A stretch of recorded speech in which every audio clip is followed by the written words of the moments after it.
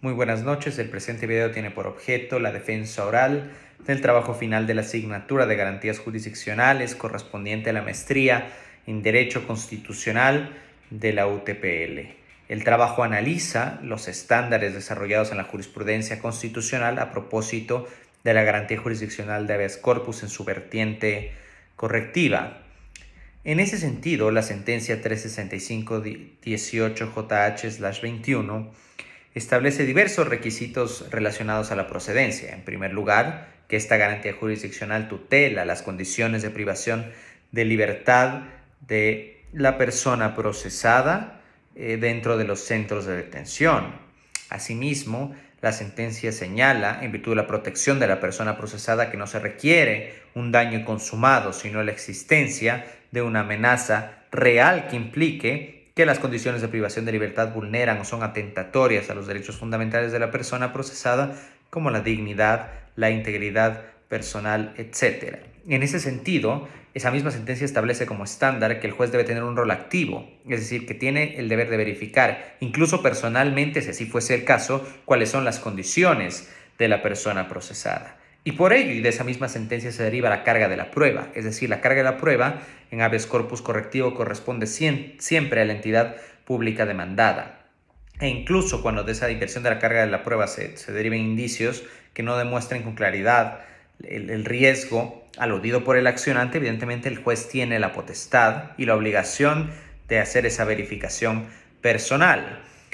Respecto a la competencia en este tipo de garantías jurisdiccionales, la sentencia 9823-JH/23 establece que la competencia territorial corresponde al juez de donde se encuentra efectivamente la persona. No obstante, para evitar justamente que los traslados impliquen la continua dilación de las garantías jurisdiccionales, la misma sentencia establece que el traslado no modifica la competencia previamente radicada en el juez que conoce la causa y donde se encontraba la persona procesada. Y evidentemente, dentro de este análisis de competencia, por supuesto, se exige que se demuestre también ante el juzgador la existencia de un daño o una amenaza real.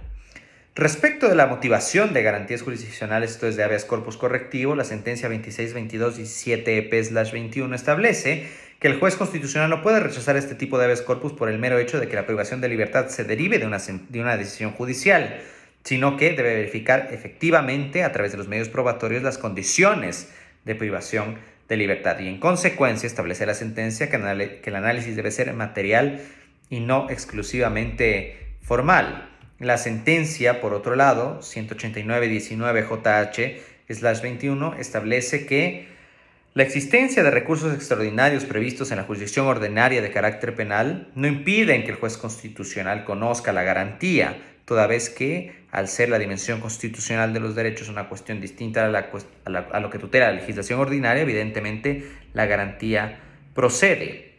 Por otro lado, la sentencia 360-19 JH/25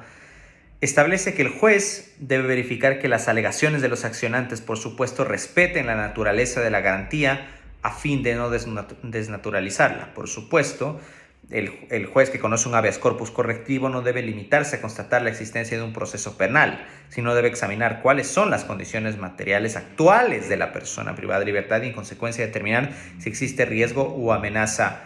objetiva. Finalmente, la sentencia 384-20 JH/25 topa una cuestión interesante respecto al habeas corpus correctivo relacionado con las decisiones de justicia indígena, es decir, que siempre que se conozca este tipo de garantía, cuando se trate de pueblos y nacionalidades, se debe aplicar un enfoque intercultural. Esto a propósito lo conoció la Corte en esa sentencia en relación a la prohibición de doble juzgamiento. Respecto de ya lo analizado o lo juzgado en jurisdicción indígena. La cuestión aquí y el reto principal, la manera de conclusión respecto de todos estos estándares es el siguiente, que el sistema penitenciario del Ecuador constituye lo que la jurisprudencia de la Corte Constitucional de Colombia denominaría estado de cosas inconstitucional.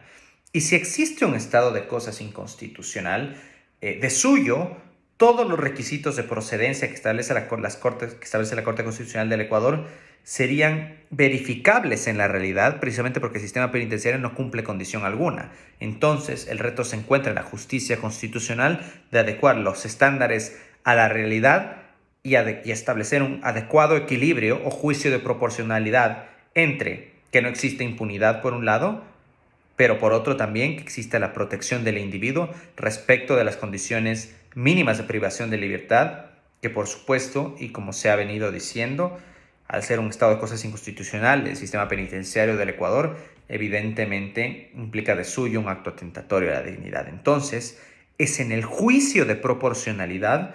donde las cortes se encuentran y donde los jueces constitucionales se enfrentan a este tipo de problemas de aplicación de estándares contenidos en la jurisprudencia constitucional a propósito de habeas corpus correctivo.